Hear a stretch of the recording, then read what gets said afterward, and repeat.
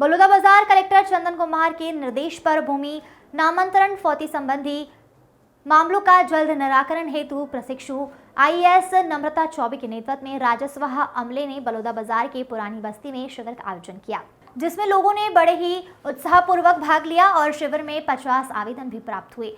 प्रशिक्षु आईएएस नम्रता चौबे ने बताया कि शिविर का उद्देश्य लोगों को जागरूक करना था ताकि नागरिक फौती नामांतरण कराकर शासन की जनहित कल्याणकारी योजनाओं का लाभ उठा सके।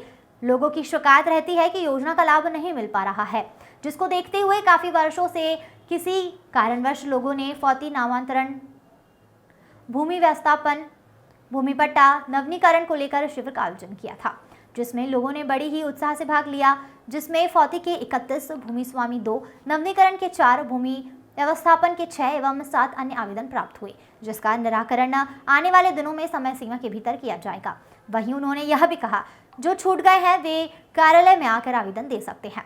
नगर पालिका का जो भी राजस्व की प्राप्ति हुई, जिन्होंने टैक्स नहीं दिया था वे वहां टैक्स भी जमा किए।